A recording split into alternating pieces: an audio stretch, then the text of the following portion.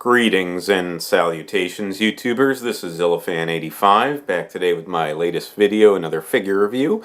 And this one was actually a figure that I've been meaning to review for quite a while, finally getting around to it, so I'm definitely glad to be doing so. And of course, this is my Biollante Gashapon figure.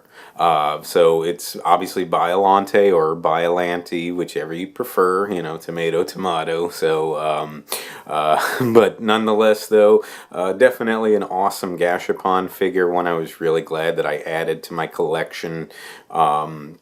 Prior to this guy, the only other Biollante figure that I had was my Trendmasters one, you know, which obviously for nostalgic purposes, I do love that one. But, you know, as we all know, the Trendmasters figures, for the most part, are not very movie accurate. They've got those sort of stylized designs, so I wanted one that's more of a movie accurate one.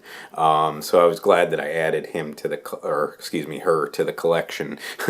Of course, after this, I did end up getting that movie Monster Series Biollante figure, which I did already previously review, and that one I definitely love as well. But this one, though, this one was awesome. I was happy to get it in my collection. It's more of a rare, or a bit more of a rare Gashapon figure, so you don't see it as readily available, and obviously that affects the price of it, but definitely a nice figure nonetheless.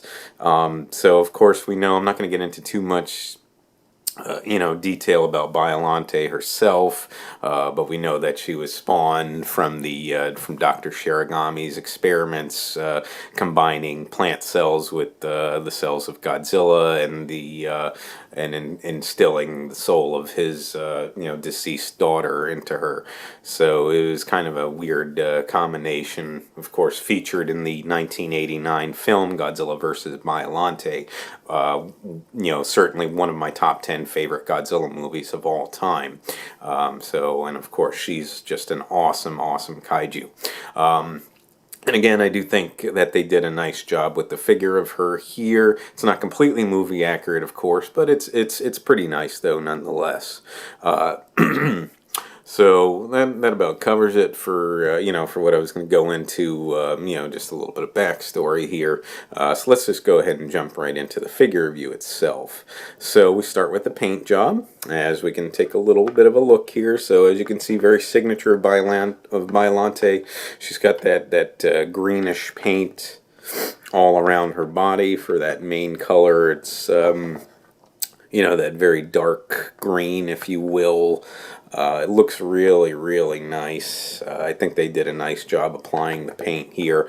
And if you really look at it too, I'll try to bring it a little bit closer and hopefully it stays in focus.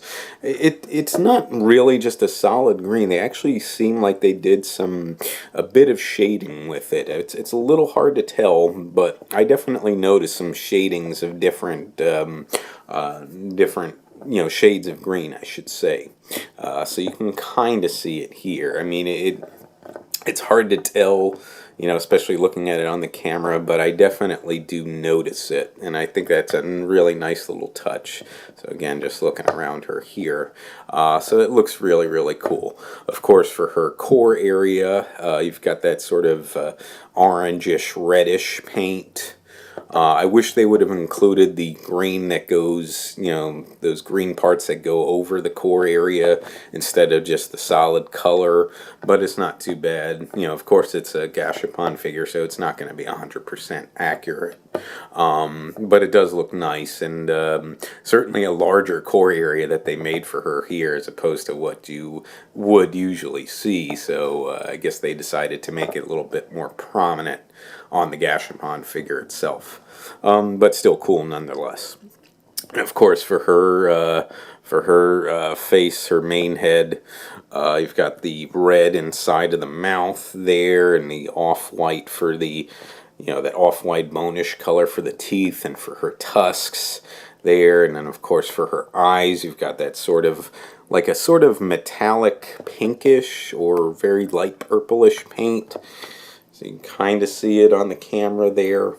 It's sort of like like I said, either like a pink or purple, like a light purple, metallic purple or metallic pink color.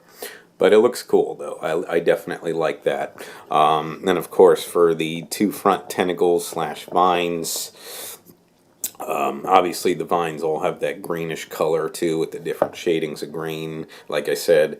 But the two front ones with the open mouths there, you can see inside the mouths. Try to make sure that the camera stays in focus for you guys. You see it's got the red inside the mouth, the roof of the mouth, and on the tongue and everything. And then, of course, the off-white color again for the teeth there. Looks really cool. The back tentacles on her, the mouths are closed, but since those, you can kind of see that the teeth still protrude, though. I wish that they would have colored the teeth that off-white color, because they still do protrude from the mouth, so that's a little bit disappointing. And it was the same thing with that movie monster series Biollante figure that I hadn't reviewed, that they did that with, and I know that that's been a common complaint with that one, and unfortunately the same thing has occurred here with the Gashapon one. I'm not sure why they do that. I really don't know. You know, Gashapon figures are made by Bandai, so obviously they've got their standard size figures, and then of course these Gashapon ones. And I'm not sure why that is the case on these two Biollante figures, but again, is what it is. So nonetheless, though, it's a bit of a nitpick, but it's not too much of a drawback, because otherwise this is really nicely done, this figure. So that about covers it for the paint. For the detail work, let's go ahead and take a look at that. You see that she's got those dorsal spines going down her back, very signature of, you know, from Godzilla's DNA. Why she's got those. They look pretty nice there too. I like the detail work on those. You see how it kind of frills out at the end. So like a combo of Godzilla spines and of course plant stems and what have you. It's really, really cool looking there. She's got these thorns all over her body, as you can see. Really, really cool, and they definitely got a bit of a not too sharp, but a bit of a sharp feel to them. So it's nice little work there that they did that. And of course, you got the on her tentacles slash vine, she's got those thorns on those as well, as you can see. So just taking a quick little look there, and then of course the vines themselves have some detail work with like the smaller vines going around the tentacles. Very indicative of how Biollante looked in the film here in her final form. And I think that the Gashapon, I believe that there is a rose form of her as well, which I know would be pretty rare too. The rose form's okay. I'm more of the final. I'm more into the final form of Biollante, though. It's always, for me, was the highlight of the film, seeing her show up in her final form at the end and taking on Godzilla, of course. But anyway, though, so yeah, it looks really really nice. You've got some folds and flaps along the sides of her body here, so some nice detail work there. The face for her main head looks pretty cool there. Some nice detail work, like I said, with the teeth. Not really individually sculpted, but you know, of course, painted on and all that, but definitely adds that nice little extra detail to it. And of course, with the tongue and the inside of the mouth there, you can kind of see there. Of course, these do pop out, so not too bad to put them back in place. But nonetheless, that's pretty cool. And then, of course, the detailing on the core, on her abdomen area. And like I said, this one they made very large and prominent, the core on this Gashapon figure. It should be a little bit smaller, but it still looks cool nonetheless. Though, like I said, I just wish that they would have applied the green paint going down, because you see where it's got like those those line segments and all that, which they included the detail, but it should have been like that greenish color, though.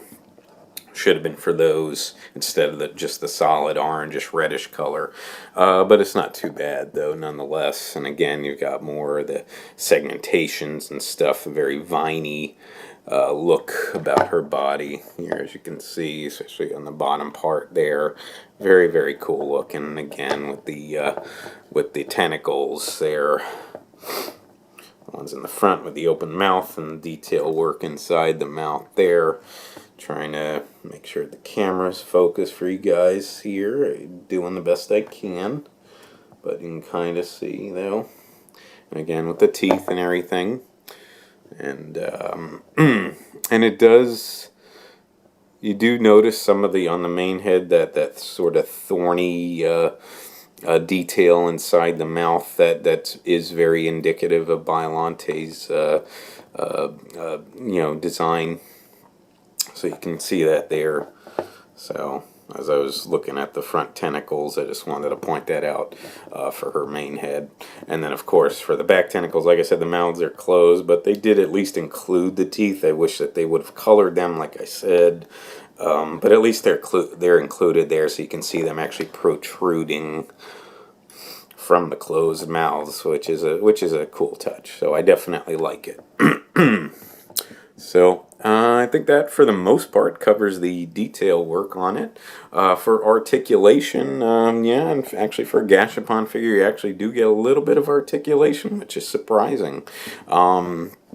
And I don't know if it's fully intended or not, but because like I said, for the most part, the Gashapon figures are sort of like, you put them together and they're really for display. But here, I think that they actually did kind of make it so that you can do some different poses. So the main part of her body, because this is like a base and this goes into it, and it does swivel. Not really with the tentacles there, you're not going to get it to go too much of a swivel, but she can swivel back and forth, as you see there, side to side, whichever you want to call it. The front tentacles, they can swivel as well, and they've got a nice range of movement. Obviously, they're going to be impeded by the other tentacles, but a nice little swivel nonetheless. For the front tentacles, and of course the rear tentacles can swivel as well, and they can go a nice range of movement on them. And I do kind of think that, at least for the tentacles, that they made it like that so that you can do some different poses with her. So that's pretty cool. So it's actually got some basic articulation for this, which is a nice little touch. So that about covers it. And it's a Gashapon figure. It's a mini figure, so it's only a couple inches tall, as opposed to other Gashapon figures. It is a little disappointing because she is supposed to be a larger kaiju, obviously. So she should, even as a Gashapon figure, she should oversize some other kaijus, especially Godzilla. But she really doesn't. So it is a bit disappointing. And you know what? I've actually got the '89 Gashapon Godzilla, which I previously reviewed. I've got that nearby. So let me just go ahead and grab that real quick for you guys. I just want to show it here so you can see. And this is the drawback of this. And it's the same thing with that movie monster series Biollante, is that she's very undersized. She's supposed to be a 6-inch figure, but she should still, have a bigger size to her. So that is a bit disappointing with that one, and you can see it's the same here with the Gashapon one. So if you're wanting a Biollante that's really going to be huge and menacing, then you'd want to go either the SH Monster Arts or the X Plus route. So those ones truly do live up to the name, but of course you're going to be paying the price for those as well. So I just wanted to show that there. Let me put him away. So, but if you just want a Biollante figure that's at least somewhat movie accurate, looks really good, this is certainly a way to go, along with that movie monster series one that I reviewed before. But for the purposes of this, though, like I said, it's a nicely done Gashapon figure. You can find this on eBay. I still have seen it, but like I said, this is more of a rare Gashapon figure, so this is more of that where it falls into that category. So you do need to be aware of that. So obviously this one's not going to be as cheap as most of your other Gashapon figures, which you can usually find for $20 or less. This one is considerably more. I paid and I think I actually ordered it from overseas as well, but I paid, I believe, over $50 for it, and that's what I've oftentimes seen it going for. Sometimes you can luck out and find it a little bit cheaper, but don't be surprised if it's going to be costing you a pretty penny. Excuse me, folks, I'm sorry. So, anyways, other than that, that pretty much does cover it, though. I mean, other than the price, though, it's a really nice Gashapon figure, and if you're in the market, I really, really do recommend it for the collection. It makes a nice, nice addition to the collection. But that does about cover it for this video. I definitely want to thank you so much for watching. If you would like to subscribe, please feel free to do so.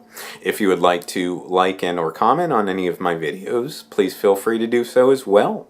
And just remember, until next time, ladies and gentlemen, you be good to yourselves, and sayonara.